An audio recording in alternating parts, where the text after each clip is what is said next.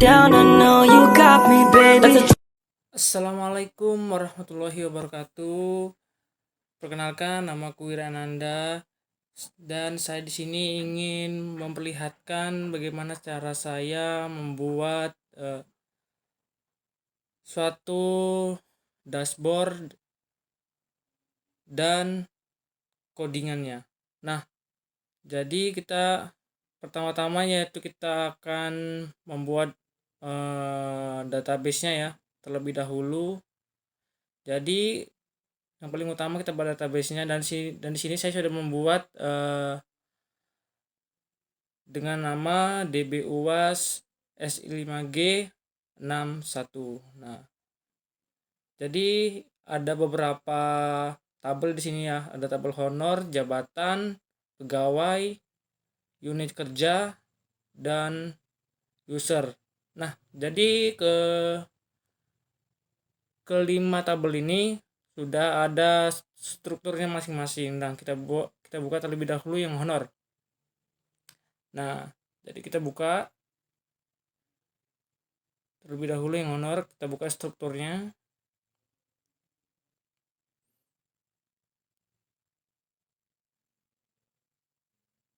Nah, jadi begini ini isi dari tabel honor. Ada ID pegawai, tanggal, nominal, dan juga status.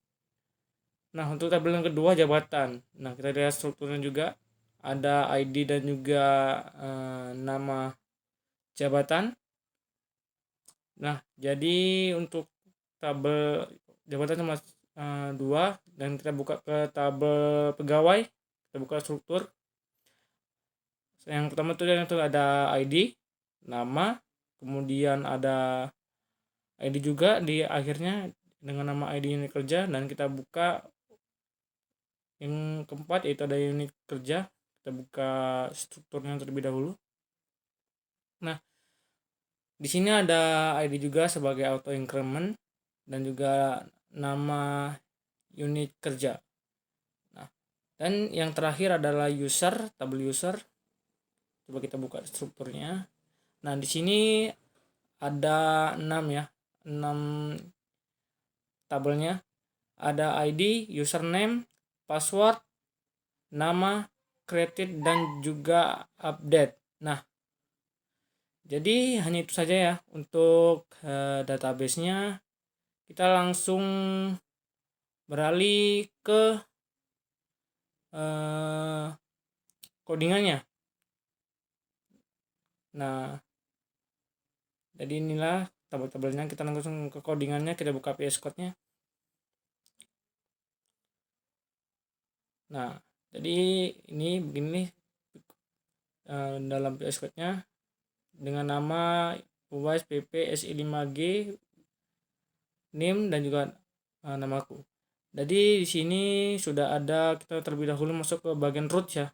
Kita masuk ke bagian roots. Nah, gunanya adalah untuk membuat satu koneksi agar bisa nyambung nanti untuk di controllernya. Nanti di sini ada unit kerja dan dia terhubung ke bagian indeks, nanti ke bagian home-nya. Ada unit kerja, kemudian tambah, simpan, kemudian edit ya.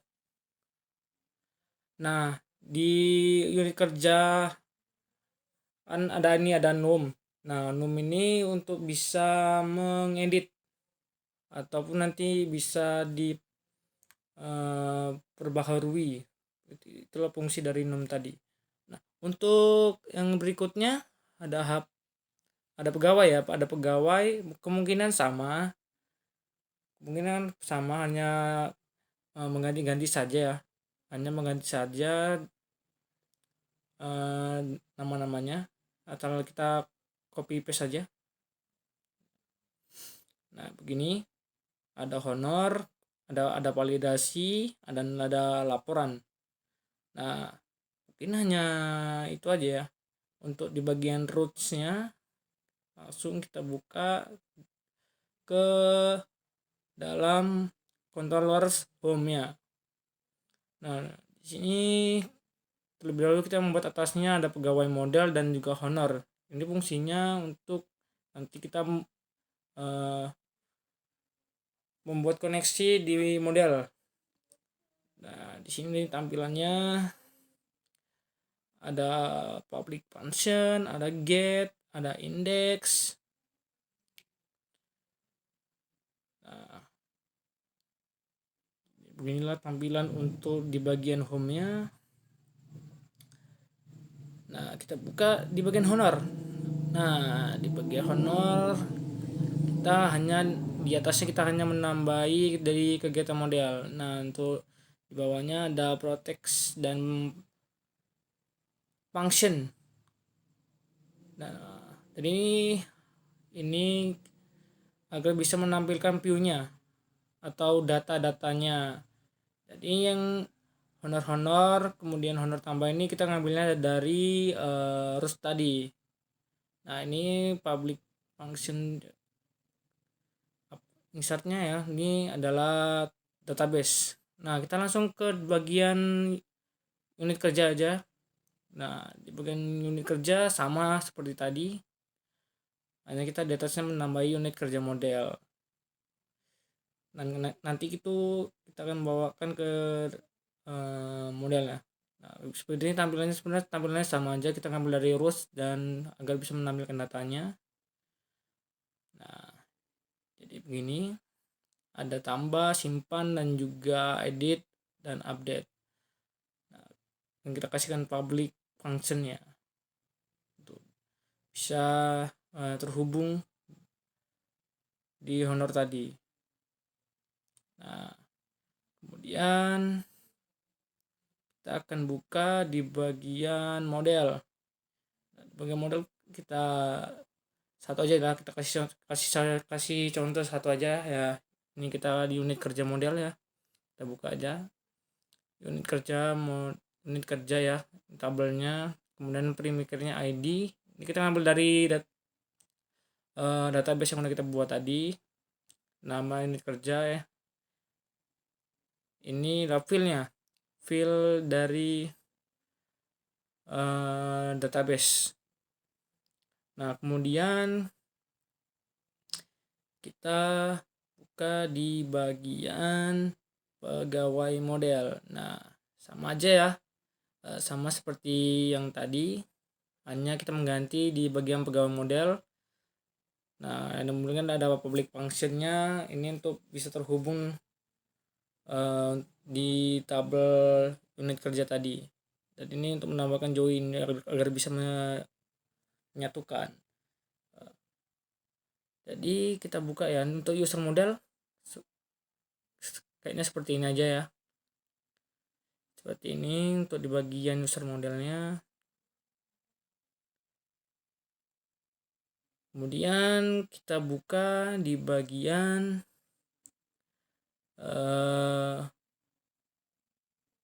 ini di bagian unit kerja PHP. Nah, ini untuk mengelola datanya. Jadi kita itu bisa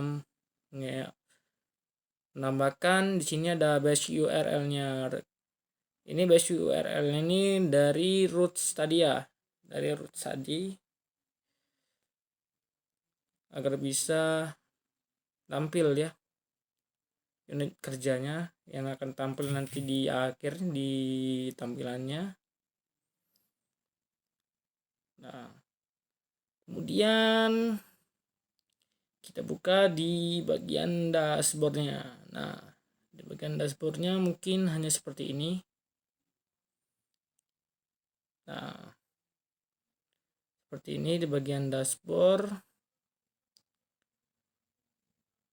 agar desainnya tampak lebih bagus, lebih efisien ya. Nah, seperti ini. Nah, kita lihat sampai bawah terlebih dahulu. Nah, Jadi begitulah untuk tampilan dari codingannya. Langsung kita ke bagian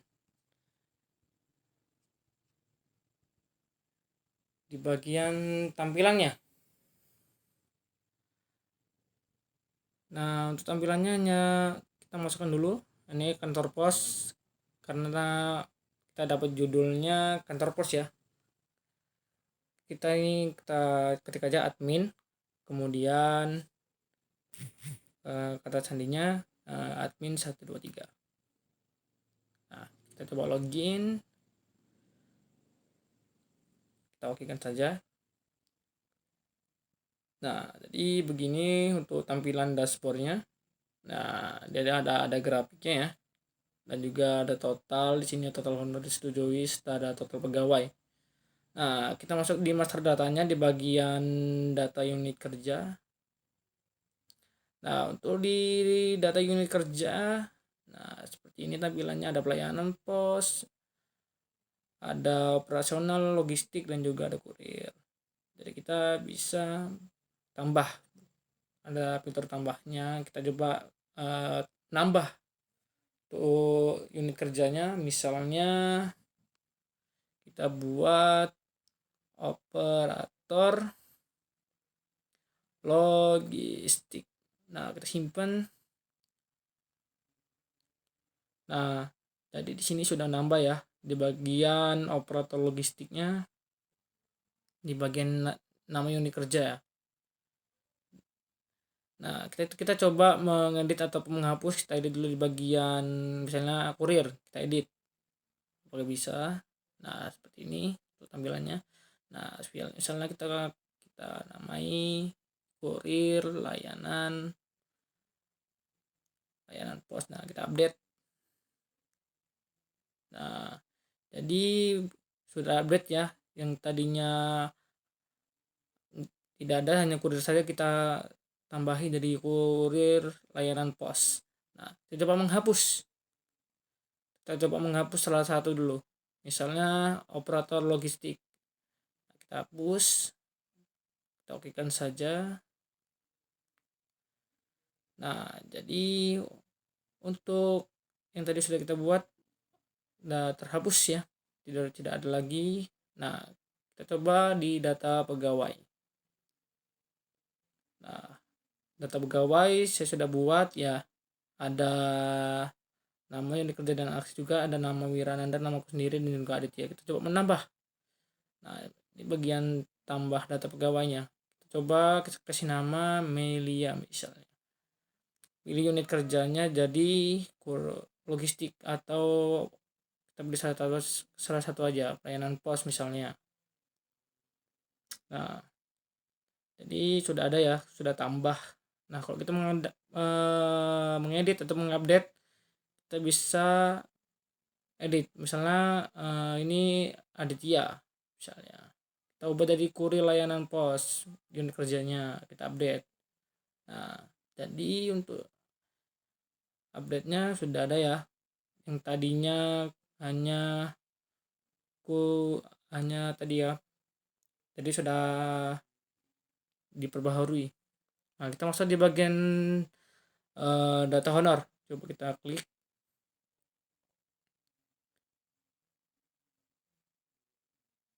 Nah, ini data honornya sudah masuk ya.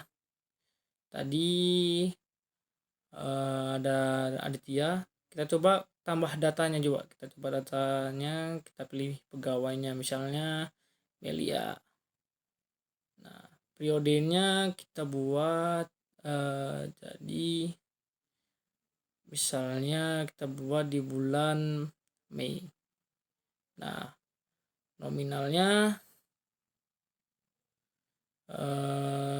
misalnya kita buat 3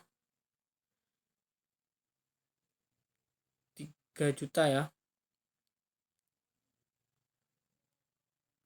3 juta. Kita coba simpan ya. Nah, ternyata nominalnya sangat. Kita balik lagi, kita update ya, kita edit. Kita coba edit menjadi 30 juta misalnya.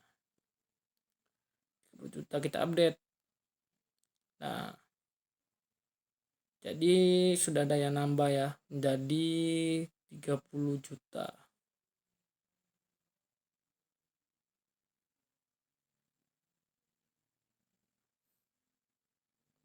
Nah, jadi kita harus karena tampilannya udah disetujui dan juga belum divalidasi, kita buka di validasi honor dulu. Kita coba batalkan validasi ya. Kita validasi dulu ya, terlebih dahulu ya. Kita coba batalkan salah satu. Nah, kita batalkan, klik OK, kemudian coba kita tolak yang tadi kita buat.